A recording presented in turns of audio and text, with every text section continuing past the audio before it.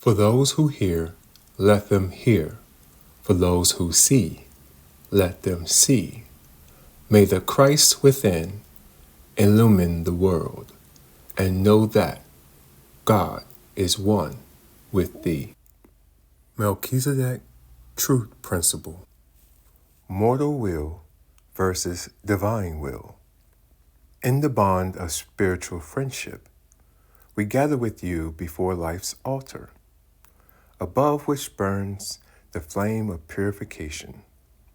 The altar, not made with human hands, moreover with precious jewels of love, and the flame unfed by human hands. Since you are not alone, but moreover in attendance by some member of our council, your brothers in spiritual love, we are mindful of your every summons.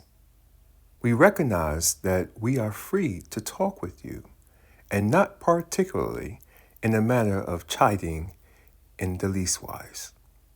Each thought, whether it's formulated in speech or not, sends forth its particular radiance as soon as man of earth thinks. His thoughts become an illumination, and it disturbs the ethers, creating a summons.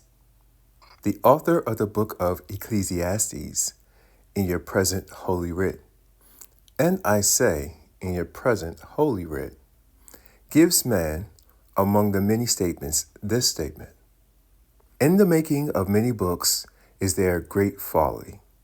Therefore, the teacher sets in the being acceptable words. It is wise for man to gain knowledge. Solomon, whom man has called the wisest man, was wise, but not the wisest man. God-man is the man of all wisdom. God-man is the unwritten book, the acoustic record of life. We have no quarrel with man's desire to glean knowledge. Solomon said, get wisdom, get understanding. Wisdom is the principal thing, and with all that getting, get understanding. As you of the earth plane express yourself relative to time, sometime in what you have learned to call the past, in this present itinerary of life, you made this statement: I wish we could find some manner in which to clarify all that which seems rather misunderstandable to us. Is that correct? Student, that is right. During our first visits with you, and may I refer to them, please, we made this statement. Always remember it. We impose no hardship, we make no demands, and neither do we command. You are desirous of understanding the potency of will. There is but one will, and that is the will of God. Some men of earth have coined this statement: the longest way round is the shortest way home. That is merely a figure of speech, but the direct route to the Father's house in the shortest way. In previous lessons, much has been said of love, and you shall continue to hear of it. That is the first step upon the path which leads to the perfect will. You have read of the life of the Gautama Buddha. Have you come across this experience in his life? In the life's journey of Buddha, he was confronted by one who was antagonistic to his teaching. The individual vilified him, upbraided him, and Buddha, Gautama Buddha, stood in reverent silence. Let us consider love and silence as handmaidens along life's path. Because of the continued silence of Buddha, his accuser became caustic in his accusations, and finally, when he had exhausted all his mental bombast, Buddha replied in this manner: My brother, have you finished? His accuser replied in this manner: I have finished, but I am not your brother. Love expressed itself. Buddha's reply was in this manner: "We are brothers. You are my brother. Listen, carefully listen. This will answer something for you." To his accuser, Buddha said, "If you were to offer a gift and it were not accepted, whom would remain the recipient of the gift?" And after some mental contemplation, his accuser answered and said, "The giver, or the extender of the gift." Buddha replied in this manner: "My brother, you have well spoken, and all that of vilification you have offered me, in love I refuse to accept. Therefore, you, the creator of this gift, you are the recipient, and it remains with you, and only through love can you return it to its source of nothingness." Listen, dear ones. Why have I asked you to listen patiently? May I answer it for you? Along life's path, not that we were disagreeably inharmonious, and when I say along life's path, I'm referring to previous incarnations, you, as all others, who have crossed life's sands, were young in your soul growth. There were mistakes which man has placed in the category of error. Error perhaps is the better manner in which it is expressed. Now, let me return momentarily, please, to the words of the Galilean when he said, "Forgive us our debtors," not transgressors, our debtors, as we have in equal measure forgiven our debtors. That is the original statement in Aramaic. Through translation crowded with erroneous thinking on the part of mortal mind, it has been prostituted to read, as embodied in your present writ, "Forgive us our debts, as we forgive our debtors." The humble Galilean went on in his elucidation to make this statement: "For if man forgiveth not his debtors, God cannot forgive his debts." Men of earth who have braided themselves atheists, and there are no atheists. Man may become antagonistic, but in the true sense, he never become an atheist. Impossible. The breath of life he breathes, the blood as it pulsates through his body, that which he accomplishes in his consciousness, a mute recognition of the life principle of God. But the atheist says this: your God is unjust. He will not forgive you if you do not forgive. Let us analyze this statement. How is forgiveness brought into being? Man must give the new for the old. Where does man find the new? In the heart of love. May I make this analogy, please?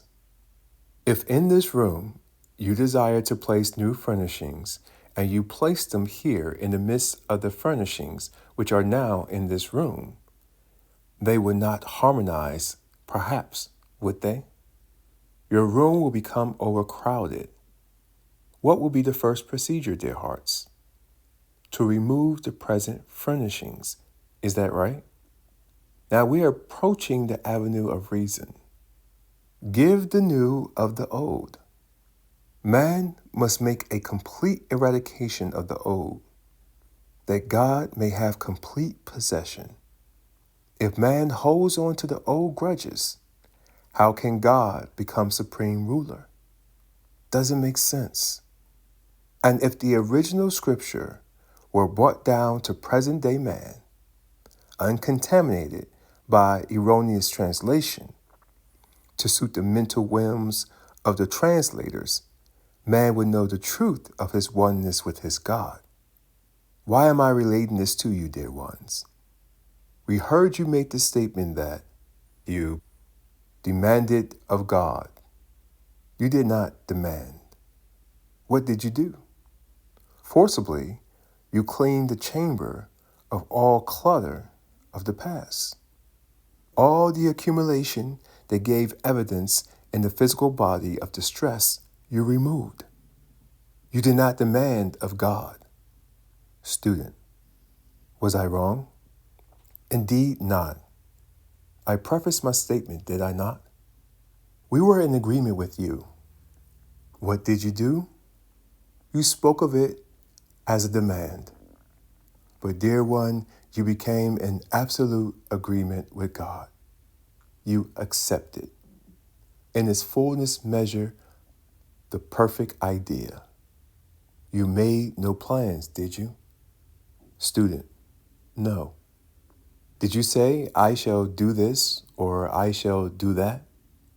I shall do this or I shall do that?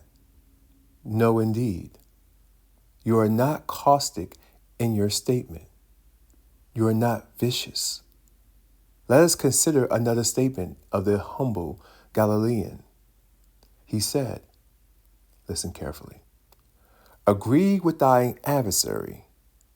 Agree quickly with thine adversary, while thou art in the way with him, lest the adversary deliver thee to the officer, and the officer deliver thee unto the prison chamber, and thou shalt not come forth therefrom until thou hast paid the last farthing. Now, I have purposely made an omission, that I may repeat the statement. Here is the statement in its full content. Agree quickly with thy adversary while thou art yet in the way with him, lest the adversary deliver thee unto the officer possession, and the officer deliver thee unto the judge false recognition, false accusation, and the judge deliver thee and cast thee into the prison. Continue recognition of mortal torment, and thou shalt not come forth therefrom until thou hast paid the last farthing. You agree with the adversary. Quickly, you beheld the adverse circumstance, and you passed no evil judgment. Hence, your release from the prison chamber quickly. Let us consider the word agreement. It is not as man of the present day interprets the word agreement. The humble Galilean meant but this in using the word agreement. Behold the error. Become cognizant of. Recognize the of error and release it, and in doing so, accept freedom. May I, in graciousness, ask one favor of you? Student, yes, indeed. Will you erase the word demand and in its place recognize the word agreement? You made no demand of God, for it's not necessary to make a demand of God. If there were any demands made, you demanded Satan to be gone. Student, I understand.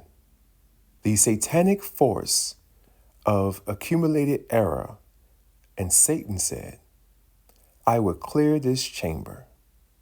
And God entered, and the debt was redeemed. Let us go back to this statement of the Nazarene when he said, Thy will be done in earth as it is in heaven. Our good sister, in what she has called a demand, made that statement in the most emphatic manner. She said, Get thee hence, O thou evil. Therefore, you cleanse the flesh of whatever man of earth did, for your body was in accord with divine idea, the perfect will of God. All of love which has shared along the path of life, all the silence which had maintained in the face of every adversity, As Buddha stood in silence before his accuser, placed their hands together. Love and silence said, "We are one." They preceded you on the path to the Father's house. Man uses a will which is mortal will. It is unregenerated will. It is a falsifier. It is a liar, as Paul termed it. And when it's eradicated from the consciousness through love, through tolerance, through the silence avenue of prayerful meditation, the perfect will, may I say, expands in consciousness and in due season envelopes the entire consciousness of man. And the mortal will is lost in its own eternal abyss of nothingness. Student, do you mean that in a sense, if we command error to leave through that command, as error moves out, divine will moves in? Yes, my brother. God is desirous of moving in. God's will is the perfect will. God is desirous of ruling that which he created. Student, what we have to do is to clean the house of our mind? Yes, man limits God. God is not demanding. God is not forceful. God is all tolerance, all patience. And when man becomes patient as unto God, when man becomes tolerant as unto God, how does he accomplish this? Through love, dear hearts. Love is the first step. There is no other procedure. Listen to me. Has it not so proven to be in your life? When adversity confronts you, with love, make this statement. You do not exist. You are not part of God. God has not created you. You came out of the reservoir of eternal confusion. I will have no part of you. I am patient with God. God is patient with me. You understand, dear heart? After man has emptied the inner chamber of all clutter, he fills the emptiness with love. It is as simple as that. It does not become necessary for man in the physical to extend his hand and say, "Please forgive me if I have wronged you." Your paths may never cross physically, but with every breath you breathe, with every thought you think, with every pulsation of blood through your body, your paths spiritually continue to cross. Thus, in sacred reverence, place your gift before the altar of life, where upon this visit we greeted you, and in thought, meet your brother. Would you feel in the least wise indebted? In this manner, greet him. All is forgiven. There is no malice, no contempt. We are one. Then lift your gift upon the altar beneath the flame of purification. In humble genuflection, accept the full measure of God's forgiveness, healing, prospering, sustaining love. Student, thank you. We need this guidance. Thank you. If I have helped you, may I make my departure. Before I entered, my dear brother, we recognize your thanks because of the summons to us with grateful supplication. We bid you adieu.